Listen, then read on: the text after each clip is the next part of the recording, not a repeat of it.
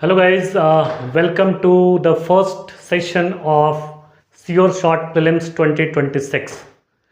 एक IAS factory में आप सबका स्वागत है, जहां पर हम आज पहली क्लास ले रहे हैं इस प्रीलिम्स के प्रोग्राम की। तो ज़्यादा टाइम वेस्ट नहीं करना है। प्रीलिम्स के लिए हमारे पास बिल्कुल भी टाइम नहीं। इस बात को ध्यान में रखते हुए सिर्फ उन्हीं बातों पर ध्यान रखना है जो हम क्लास में डिस्कस करने वाले हैं, ठीक है।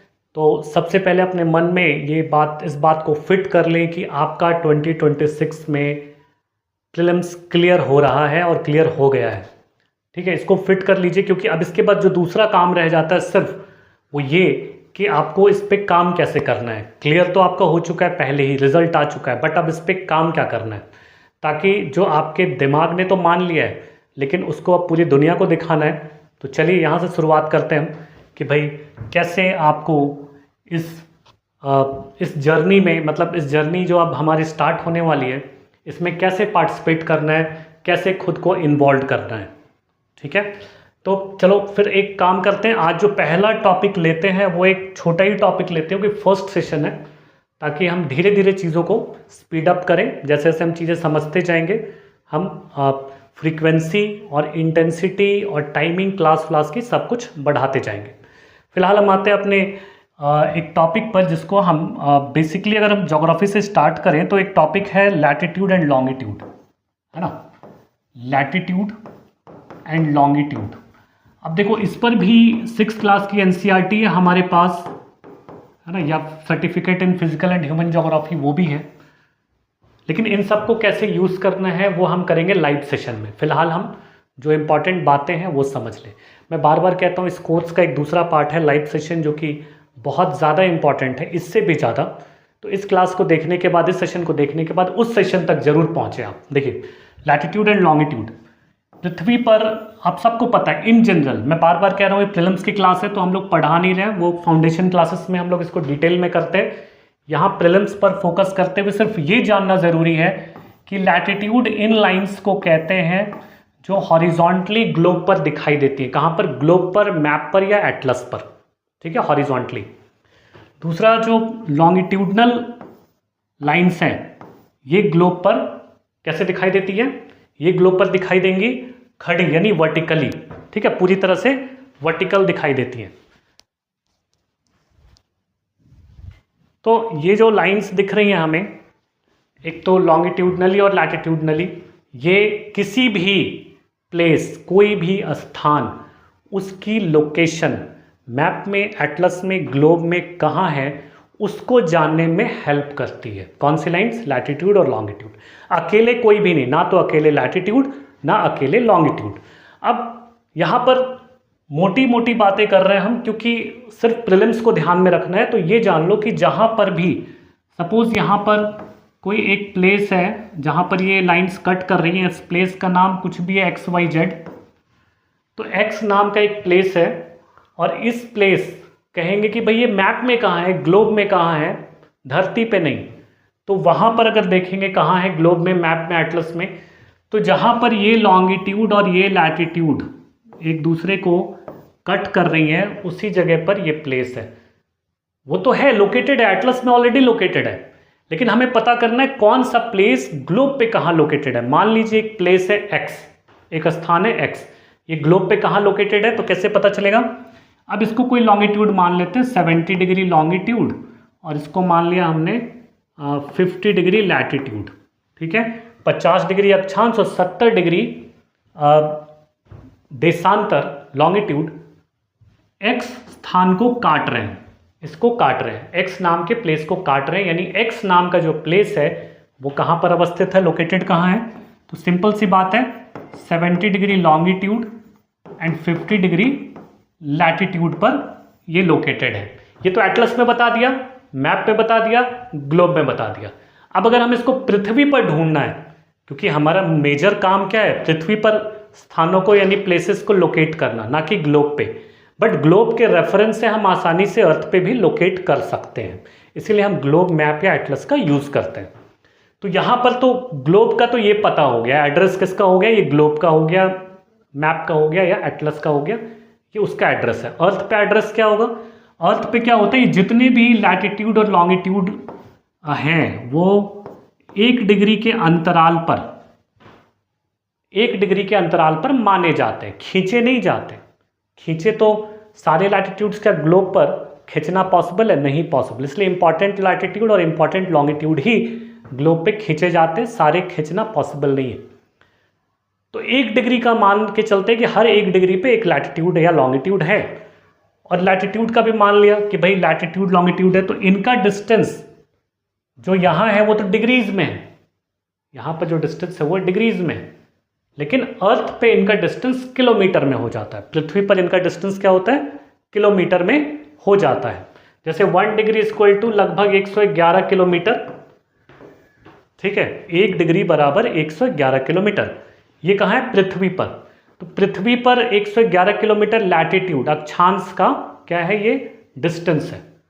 बात क्लियर है? अब अक्षांश का ये डिस्टेंस है, यानी अगर ग्लोब पर 1 डिग्री है और 1 डिग्री के बाद तुम दूसरे डिग्री पे चले गए, मतलब 2 डिग्री पर, मान लो 1 डिग्री ये हो गया और दूसरा डिग्री यहाँ है एक, ठीक है, तो इन दोनों के बीच में क्या डिफरेंस होगा? 111 किलोमीटर का। तो इस तरह से हम पृथ्वी पर जब आते हैं, अर्थ पे आते हैं, तो हम क्या कहते हैं? हम ये कहते हैं कि इस जगह से इस जगह की दूरी 111 किलोमीटर है, क्योंकि ग्लोब पर हमने इसको 1 डिग्री के डिफरेंस पर देखा था। ग्लोब छोटा है तो वहाँ डिग्री में कर दिया, अर्थ बहुत बड़ा है तो किलोमीटर में कर दिया, क्योंकि ग्लोब में किलोमीटर पर किसी भी स्थान को दिखाना पॉसिबल नहीं है। तो हम अर्थ पे किलोमीटर के कॉन्टेक्स्ट में समझते हैं और ग्लोब पर डिग्रीज के कॉन्टेक्स्ट में समझते हैं, और वो डिग्रीज किसकी होती हैं? वो डिग्रीज लैटिट्यूड और लॉन्गिट्यूड की। लैटिट्यूड मतलब पड़ी रेखाएं, और लॉन्गिट्यूड मतलब खड़ी रेखाएं, खड़ी जो है वर्टिकल है, ठीक है। तो ये एक नॉर्मल सा जनरल कॉन्सेप्ट मैंने दिया है। मैं बार बार कह रहा हूँ, हम लोग प्रीलिम्स का सेशन कर रहे हैं, यहाँ पर फाउंडेशन की क्लास नहीं चल रही है। अगर फाउंडेशन की क्लास चलती, जो चलती है हमारी 9 से 10 फाउंडेशन की भी क्लास चलती है, उसमें हम इन चीज़ों को बहुत डिटेल से करते हैं, बट अभी हमारा ये पर्पज़ नहीं है। अभी हमारा पर्पज़ है 2026 में प्रीलिम्स योर शॉर्ट सिलेक्शन, जो इस कोर्स का भी नाम है, ठीक है। आगे चलते हैं। तो यहाँ पर देखो लैटिट्यूड लॉन्गिट्यूड का एक जनरल सा कॉन्सेप्ट मतलब दे दिया कि क्या, क्यों हम इसका यूज़ करते हैं, क्या है ये। अब आते हैं इंपॉर्टेंट लैटिट्यूड्स और इंपॉर्टेंट लॉन्गिट्यूड्स पर। तो पृथ्वी पर अगर हम देखते हैं तो क्या पाते हैं कि कुछ लैटिट्यूड्स इंपॉर्टेंट हैं और कुछ लॉन्गिट्यूड्स इंपॉर्टेंट हैं। तो यहाँ देखो, पहले तो मैं यहाँ पे ड्रॉ करके ही दिखा दे रहा हूँ कि कौन कौन सा लैटिट्यूड इंपॉर्टेंट है, कौन कौन सा लॉन्गिट्यूड। तो सबसे पहले हम लैटिट्यूड यानी अक्षांश की बात करते हैं। तो देखो लैटिट्यूड में ये ध्यान रहे कि अब जो बातें हम करने जा रहे हैं सिर्फ यही प्रीलिम्स के लिए इंपॉर्टेंट है, बाकी चीज़ें एकदम स्किप कर दो, छोड़ दो। इतना टाइम नहीं है तुम्हारे पास कि तुम बार बार प्रीलिम्स दो, ठीक है, अपना साल वेस्ट नहीं कर सकते। देखो यहाँ पे 0 डिग्री लैटिट्यूड, ये इक्वेटर कहलाता है या भूमध्य रेखा कहलाता है, ये सबको पता है। इक्वेटर या इसको हिंदी में भूमध्य रेखा या विषुवत रेखा भी कहते हैं। ये लाइन पूरे अर्थ को 2 पार्ट में डिवाइड करती है, नॉर्थ में और साउथ में, 2 गोलार्धों में। विषुवत रेखा यानी भूमध्य रेखा पूरी पृथ्वी को 2 गोलार्धों में डिवाइड करती है। किसमें किसमें? उत्तरी गोलार्ध और दक्षिणी गोलार्ध। यहाँ तक क्लियर है? अब इसके बाद देखो, इस और भी सिर्फ यही लैटिट्यूड नहीं है, 0 degree is not only the latitude, इसके बाद और भी लैटिट्यूड है और भी अक्षांश है। फॉर एग्जाम्पल 23.5 डिग्री, ठीक है, फिर 66.5 डिग्री और फिर 90 डिग्री, इधर भी 23.5 डिग्री, 66.5 डिग्री एंड 90 डिग्री। ये अर्थ के इंपॉर्टेंट लैटिट्यूड से, ये पृथ्वी के महत्वपूर्ण अक्षांश हैं। सिर्फ ये एनसीईआरटी में नहीं कहा जा रहा है, एनसीईआरटी के कॉन्टेक्स्ट में सिर्फ बताया जाता है कि भाई ये अक्षांश है। How they are important for UPSC, ध्यान रखना यहाँ पर सिर्फ तैयारी यूपीएससी की हो रही है और किसी एग्जाम की नहीं। इसलिए हमेशा ध्यान रखना कि जब इस हम लैटिट्यूड की बात करते हैं, इन अक्षांशों की बात करते हैं, तो यहाँ पर इसको हम यूपीएससी के कॉन्टेक्स्ट में कैसे यूज़ करेंगे ये समझना है। तो फिलहाल ये समझो, ये तो हो गया 0 degree equator, this is 23.5 degree, और इधर भी 23.5 डिग्री, इधर 66.5 डिग्री, इधर भी 66.5 डिग्री, और ये है 90 डिग्री और ये भी है 90 डिग्री। ये पृथ्वी के कुछ महत्वपूर्ण अक्षांश है जो सबको पता है। जो भी यूपीएससी 2026 में क्लियर करना चाहते हो, मुझे लगता है सबको पता है। नहीं पता है तो इनको थोड़ी क्लैरिटी कर लेना, एनसीईआरटी कर लेना, क्लास के बाद मैं बार बार कहता हूँ, इस सेशन के बाद 1 से 2 घंटा तुम्हें और इन्वेस्ट करना है और तुम प्रीलिम्स क्लियर कर लोगे। इस सेशन के बाद, इस रिकॉर्डेड सेशन जो चल रहा है, इस सेशन को करने के बाद ही 2 घंटा तुम्हारा जो फ्रूटफुल होगा। अदरवाइज लोग तो 10-10 घंटे पढ़ते हैं, कोई फ़ायदा नहीं होता। मैं तुम्हें बता दूं, इतना कर लोगे प्रीलिम्स हो जाएगा। अब देखो क्या करना है ये समझना। लेकिन अब देखो बहुत सारी चीज़ें हैं जो कि लाइव सेशन में भी होने वाली हैं, तो लाइव सेशन को मिस मत करना, वो इससे ज़्यादा इंपॉर्टेंट सेशन है। और वहीं पर वो सारी बातें और भी होंगी, कैसे हम इनको यूज़ करें, प्रैक्टिस वगैरह क्वेश्चन की, वो सब उसी सेशन में होंगी। PDF वगैरह प्रोवाइड उसी सेशन में कराया जाएगा। देखो तो यहाँ पर ये बात है, नॉर्थ और साउथ हेमिस्फेयर, उत्तरी और दक्षिणी गोलार्ध किसने डिवाइड किया? इक्वेटर ने, यानी भूमध्य रेखा ने।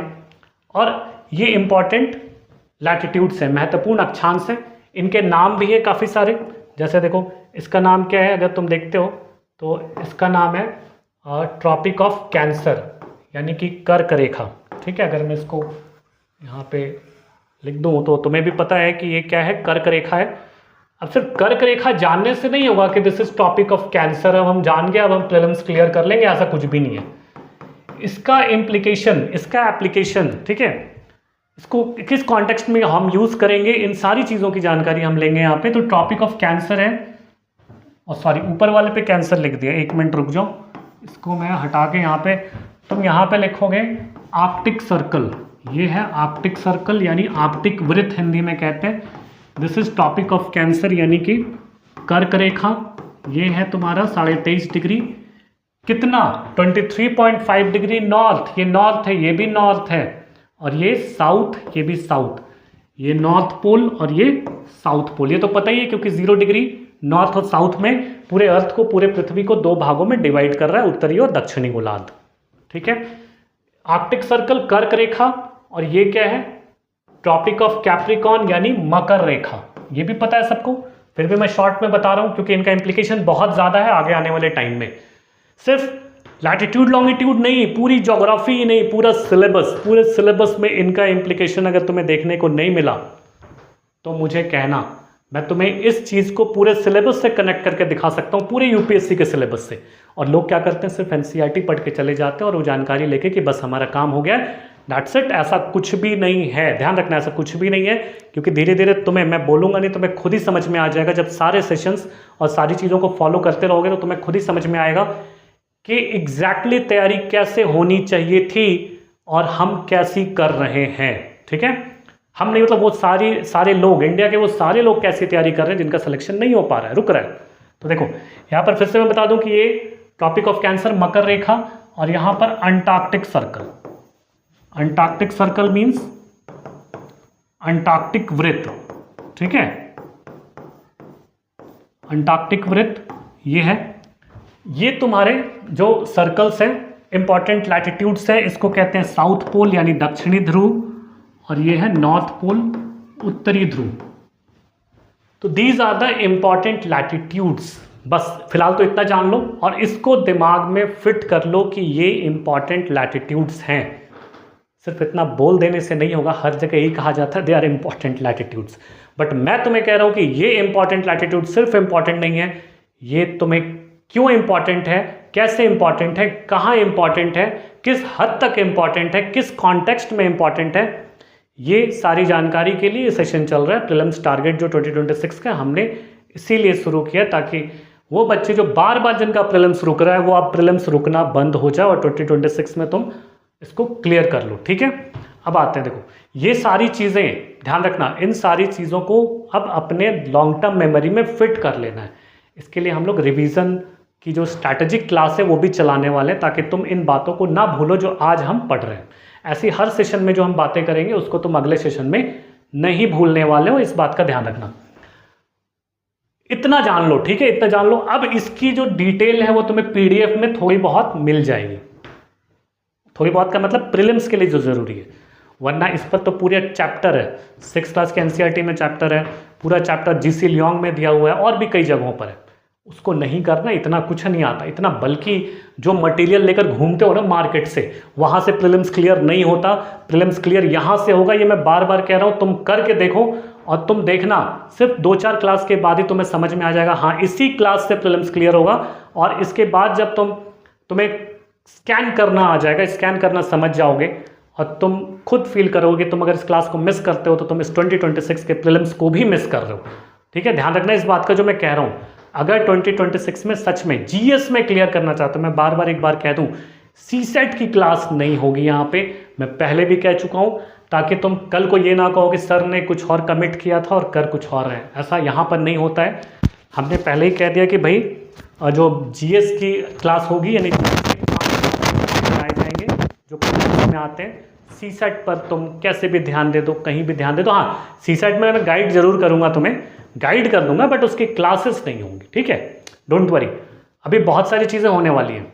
अभी तुम सोच नहीं सकते कितना कुछ तुम्हें मिल जाएगा इस क्लास में प्रीलिम्स के लिए, क्योंकि प्रीलिम्स सच में डाइसी क्यों है ये तुम्हें समझ में आना चाहिए। ठीक है, चलो ये तुम फिट कर लो अपने दिमाग में, ये इंपॉर्टेंट लाइंस, नाम, हेमिस्फेयर कितने डिग्री पर है, ये सब कर लिया। अब आगे बढ़ो। अब देखते हैं जो इंपॉर्टेंट लैटिट्यूड्स हैं इनके बारे में थोड़ी सी चर्चा कर ले रहे हैं। जैसे कि तुम्हें दिखने को मिलेगा कि भाई यहाँ पर जो पीडीएफ है, जो पीडीएफ मैं तुम्हें प्रोवाइड करवा दूंगा आफ्टर द क्या कहते हैं उसको live session.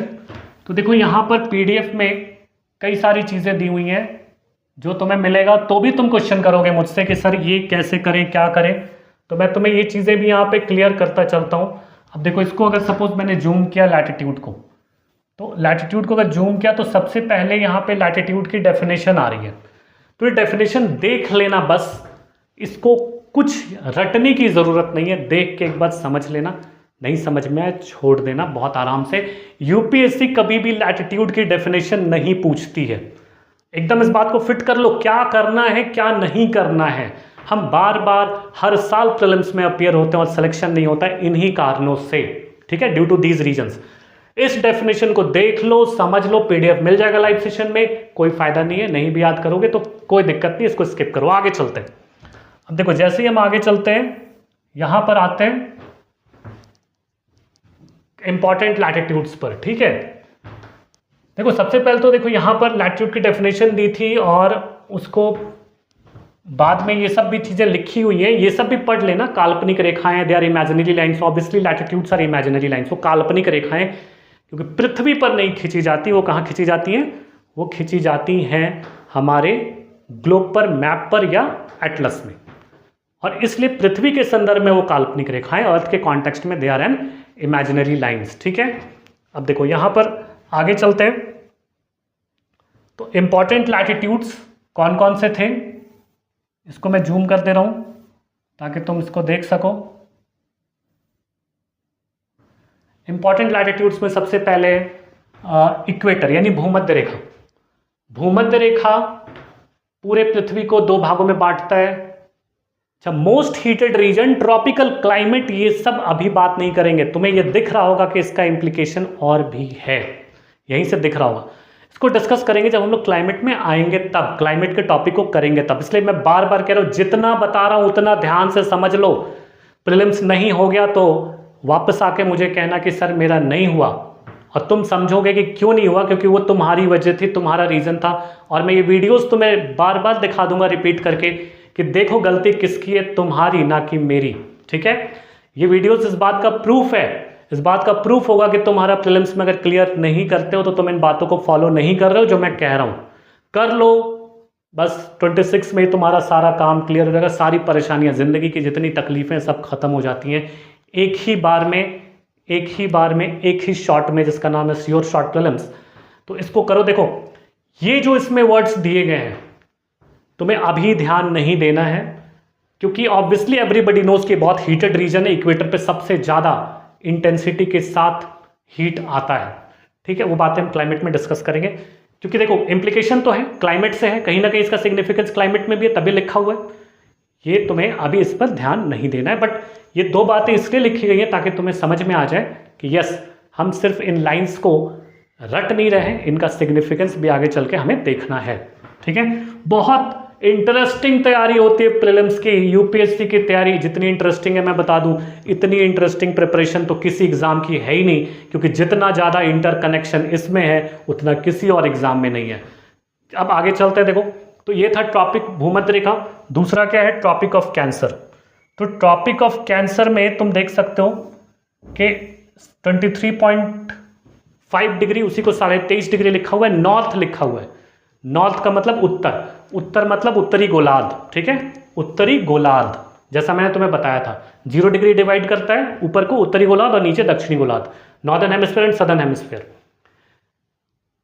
Passes through 8 Indian states, everybody knows, हर कोई जानता है कि 8 राज्यों से होकर गुजरता है। ये कोई नई बात मैं नहीं कह रहा हूं, घिसी पिटी बातें करने से कोई फायदा नहीं है। आगे बढ़ो, जीवन में कुछ नया सीखो, कुछ अलग करो और एग्जाम क्रैक करो, ठीक है। 8 स्टेट्स, 8 राज्यों से होकर ये रेखा गुजरती है। तुम जान लो, मान लो, समझ लो, पढ़ लो, कई बार पूछा भी जा चुका है, ये नहीं कि ये फिर से पूछा जाएगा। अगर मैं ये कहूं कि this is the important topic, ये इंपॉर्टेंट लाइन है, तो मैं तुम्हें फिर बेवकूफ़ बना रहा हूं, क्योंकि ये इंपॉर्टेंट लाइंस नहीं है, ये बेसिक इंफॉर्मेशन है कि 8 राज्यों से होकर गुजरती है, सबको पता होना चाहिए। तुम इंडिया में रहते हो और इंडिया में ये नहीं पता कि tropic of cancer in 8 state से होकर क्रॉस करती हैं, पता होगा ना, पता होना चाहिए, इट शुड बी, ये हमारे अंदर होना चाहिए। ये नहीं कि इस पर हम पूरा जोर लगा दें, भाई जोर लगाने के लिए बहुत सारे फैक्ट्स, इंफॉर्मेशन और नॉलेज है जिस पर तुम्हें जोर लगाना है प्रीलिम्स के लिए। इसको तुम याद कर लो, रट लो कि 8 स्टेट्स हैं, और एक बार मैप में ज़रूर देख लो, ठीक है। ये सब चीज़ें हम लोग लाइव सेशन में दोबारा किस तरह से इनको कवर करना है ये भी मैं बताऊंगा। लाइव सेशन जरूर कर लेना, इससे ज़्यादा इंपॉर्टेंट सेशन वो होगा। तो 8 राज्यों से होकर गुजरती है, ये इसका सिग्निफिकेंस नहीं है, ये सिर्फ फैक्ट है, एक इंफॉर्मेशन है। 8 राज्यों के नाम याद कर लो, अच्छा रहेगा, क्योंकि कभी कभी यूपीएससी का दिमाग घूमता है तो क्या करती है, बेसिक चीज़ों पे आ जाती है, इतना बेसिक जो तुम इग्नोर करके चल जाते हो, ठीक है।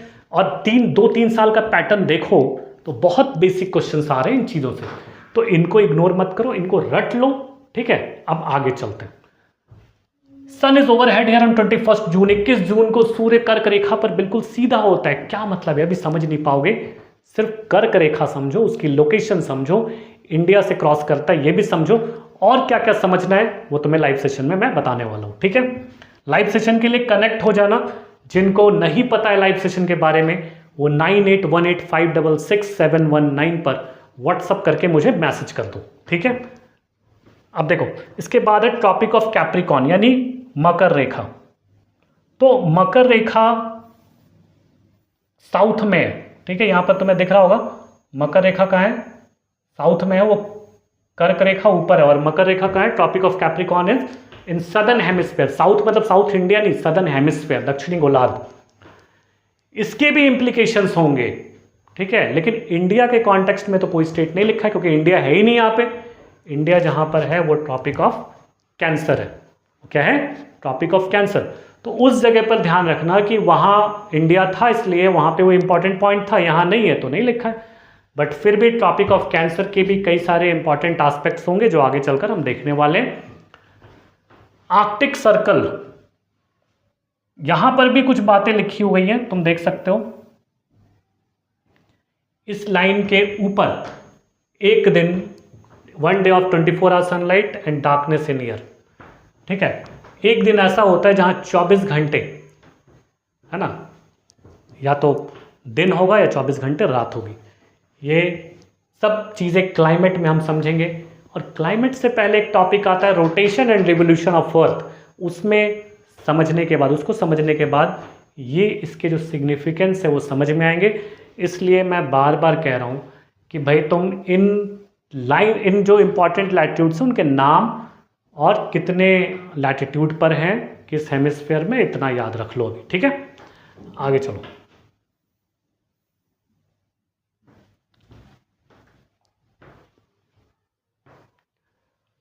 अब जो मैंने तुम्हें इंपॉर्टेंट लैटिट्यूड्स दिखाया था, ठीक है, उसमें एक अंटार्कटिक सर्कल भी है। Arctic circle north hemisphere, Antarctic circle south hemisphere. Atlas ले लेना, आज लाइव सेशन में एटलस लेकर आना सब लोग, ठीक है, एटलस लेकर आना, फिर इन चीज़ों पे हम लोग और अच्छे से बातचीत करेंगे। और ये टॉपिक आज के आज खत्म करो, आज के आज, क्योंकि बहुत कुछ है प्रीलिम्स क्लियर करने के लिए। आज के आज इसको फिनिश करो, ठीक है। जाकर एटलस में देखना इसको कहाँ कहाँ पर है अंटार्कटिक सर्कल। अब ये कह रहा है कि सेम फेनोमेना इन सदर्न हेमिस्फीयर, जो मैंने कहा था कि आर्कटिक सर्कल के ऊपर, है ना, एक बार पूरा दिन होता है, 24 घंटे का पूरा दिन और 24 घंटे पूरी रात होती है, वो यहाँ भी होता है। कैसे होता है, क्यों होता है, कब होता है, कहाँ होता है एग्जैक्टली, ये सब बातों की जानकारी हम आगे आने वाले टॉपिक्स में लेने वाले हैं, रोटेशन और रिवोल्यूशन जब कर लेंगे उसके बाद। ठीक है, तो देखो ये चीज़ भी बहुत ज़रूरी है समझना कि बुक्स में, स्टडी मटेरियल्स में पूरे इंडिया में किताबें और नोट्स की कमी नहीं है, माइंडेड कमी नहीं है, उसमें उलझे रह जाते। कभी हुआ प्रीलिम्स तुम्हारा उन किताबों को पढ़ के, उन नोट्स को पढ़ के? कभी नहीं होगा, क्योंकि वो कलेक्शन है, कलेक्शन ऑफ मैरियाड ऑफ इंफॉर्मेशंस। ठीक है, बहुत सारे सोर्स से उठा उठा के कंपाइल कर लिया गया और तुम्हारे सामने परोसे हो, तुम अपना सिर पीट लेते हो कि भाई मैं इतना कहाँ से खत्म करूंगा, और अगर कर भी लेते हो तो सिलेक्शन नहीं होता है। रीज़न यही है कि वहाँ तुम्हें कोई बताने वाला नहीं है, कोई समझाने वाला नहीं है कि इनका यूज़ कैसे करना है। अगर सच में उसका यूज़ करने पे आ जाऊं तो 1000 की किताब में से 200 पन्ने ही निकलेंगे तुम्हारे काम के, बाकी 800 पन्नों को उसकी होलिका जला दो, कोई फ़ायदा नहीं है उसका, वो तुम्हारे लाइफ को बर्बाद कर रही है। ध्यान रखना इस बात का। मार्केट में डिस्ट्रैक्शंस बहुत हैं, उससे बचो और इस कोर्स को करो और प्रीलिम्स में सेलेक्ट हो जाओ। नहीं हुए, मैं बार बार कह रहा हूँ, फिर अगर मुझे कहना कि सर ये क्यों नहीं हुआ, तो मैं तुम्हें दिखा दूंगा कि रिकॉर्डेड सेशंस में हमने ये बात की थी, तुमने क्यों नहीं ध्यान दिया उन पे। ठीक है, अब आगे चलते हैं। यहाँ पर है अंटार्कटिक सर्कल, पोल्स, पोल्स दोनों जगह पे नॉर्थ और साउथ लिखा हुआ है, ड्राइंग में भी मैंने ड्रॉ करके भी बता दिया था।